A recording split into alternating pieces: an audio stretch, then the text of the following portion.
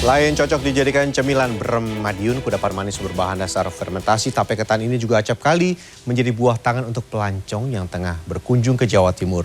Dan kali ini kami mengajak Anda untuk merasakan bagaimana serunya proses pembuatan brem dari bahan mentah berupa beras ketan putih hingga menjadi brem yang siap konsumsi. Ini dia selengkapnya.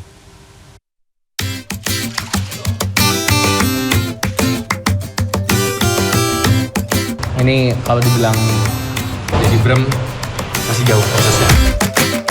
Aduh, muncrat! Aduh!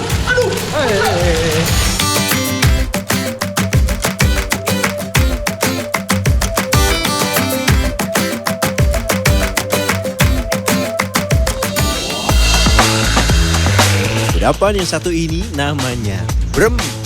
Brem memiliki tekstur dan cita rasa yang unik. Ketika disantap, brem langsung meleleh di mulut dan seakan hilang. Rasa manis sekaligus masam mengiringi lumernya brem saat dimakan. Salah satu sentra produsen brem yang sudah tersohor hingga penjuru tanah air berada di Kecamatan Caruban, Madiun, Jawa Timur. Tercatat produsen brem dengan warna putih kekuningan ini telah eksis sejak tahun 1968. Karena itulah brem menjadi salah satu buah tangan khas kota Madiun. Di Batam kan gak ada oleh seperti ini brem ini. Kalau brem kan asli dari Madiun, jadi saya ingin memperkenalkan juga oleh-oleh asal saya dari Madiun ke sana. Walau mempunyai masa simpan yang relatif lama, sekitar 3 hingga 4 bulan, brem diproduksi setiap hari untuk memenuhi permintaan pasar. Dan kali ini saya ajak Anda mengikuti proses pembuatan brem khas Madiun yang terbuat dari beras ketan. Selamat datang pemirsa di segmen Sehari Menjadi, dan sudah lihat kan brem khas dari Madiun. Hal pertama yang harus dilakukan apa? Merendam beras ketan putih.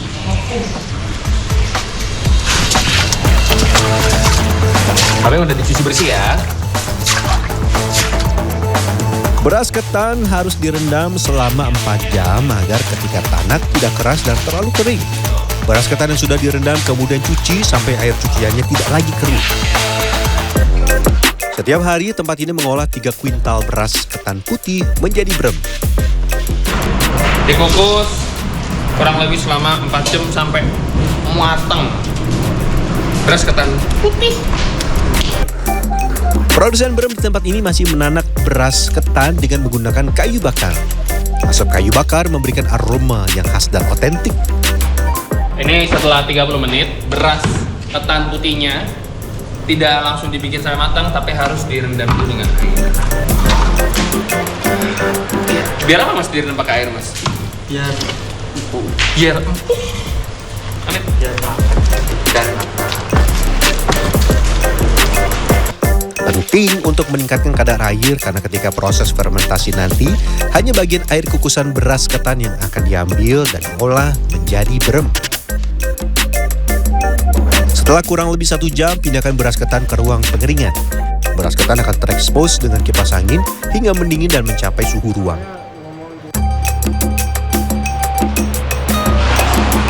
Ini kalau dibilang jadi brem masih jauh prosesnya, masih beberapa hari. Kalau setelah ini masih akan diberi ragi, tapi harus dibiarkan dingin dulu.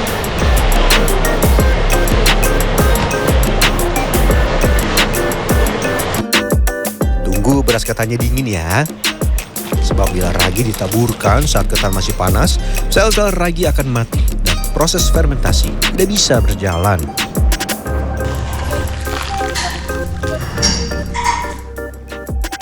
Ini pakai ragi untuk proses fermentasi.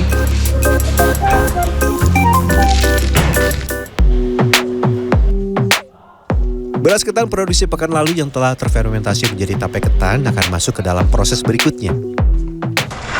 Kita icip ya, sekencang apa. Ini yang sudah fermentasi 7 hari.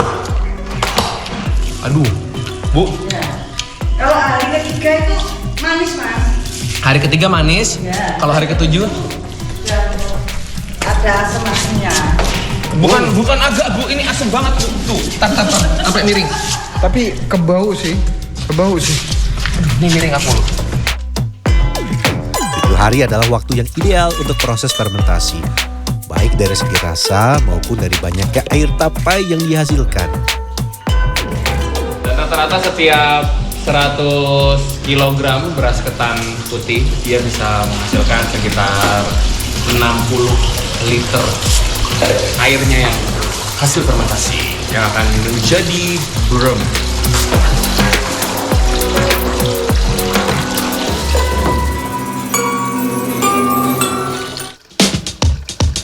Untuk hasil yang maksimal, proses pemisahan air tapai dengan ketan tapai dilakukan dengan menggunakan bantuan mesin pres.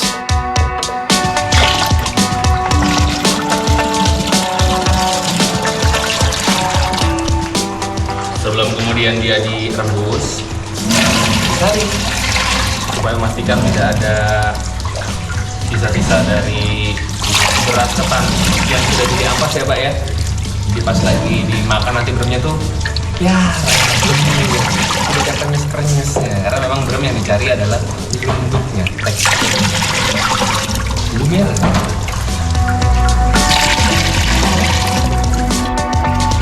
Setelah air tapai berhasil dikumpulkan, langkah selanjutnya adalah memasak air tapai. Sampai warna kekuning-kuningan itu baru dia matang. Agak lengket. Ini kan belum lengket. Belum ya, Pak? Tadi dilengketkan nanti. Lengket. Ini masih jauh ya Pak ya? Masih jauh. Proses ini biasa memakan waktu 1-2 jam. Tergantung seberapa banyak air tapai yang dimasak dalam satu waktu bersamaan. Hati-hati. Setelah menyusut kurang lebih 50%, air fermentasi diaduk menggunakan mixer. Ini kan bremnya, lebih tepatnya air si fermentasi ketannya kan dia menyusut ya ketika dimasak tadi. Nah ini akan di mixer supaya dia nanti mengembang. Terus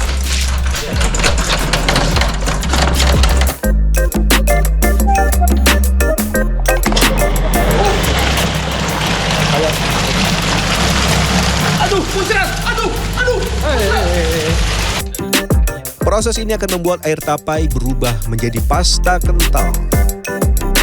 dan setelah setengah jam teksturnya dari yang cair akan menjadi seperti yogurt creamy. Setelah kurang lebih 40 menit, pasta brem sudah mengental dan bisa dicetak.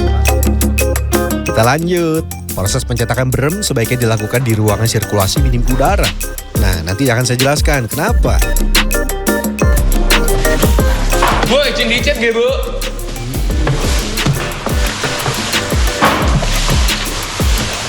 Wah, teksturnya tuh creamy pol. Bener-bener kita kayak lagi makan yogurt. Teksturnya bener-bener yogurt abis, yogurt yang kental. Tapi ya lebih asam. Tekan-tekan pasta untuk mengurangi rongga udara dalam adonan.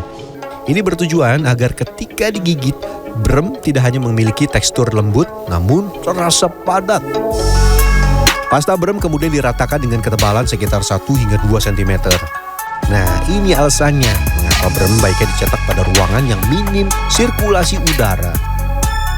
Dan satu lagi ya, di sini tuh panas karena dia tidak boleh menyalakan kipas. Kalau nanti dinyalakan kipasnya, dia malah akan semakin cepat untuk mengeras. Padahal tekstur yang kita inginkan masih belum mendapatkan teksturnya dengan cara seperti ini. Jadi ya sudah cuacanya saat ini sedang panas, ditambah tidak boleh ada udara. Ngepep.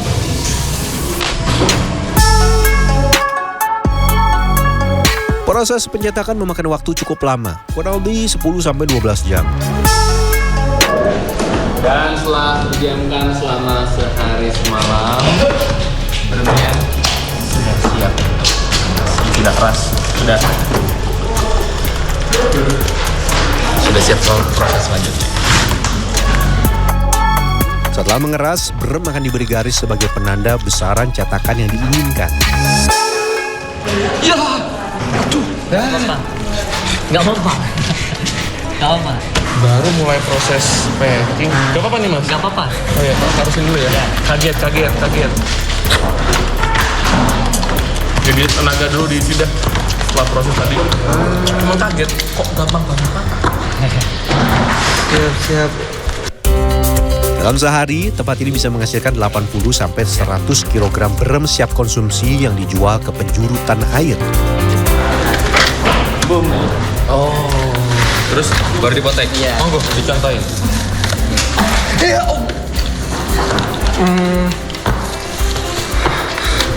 Mas, jangan kasih tahu ke bosnya Mas ya, bro.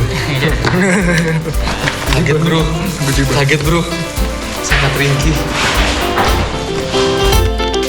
Setelah dipotong berukuran kecil, brem belum bisa dikemas, tapi harus dijemur terlebih dahulu di bawah sinar terik matahari langsung.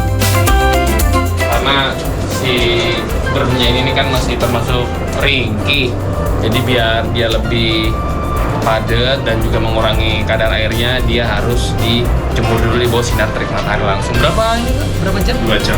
2 jam cukup ya, Pak? Brem yang patah selama proses pencetakan atau penjemuran tidak dibuang, tapi akan dimasak ulang.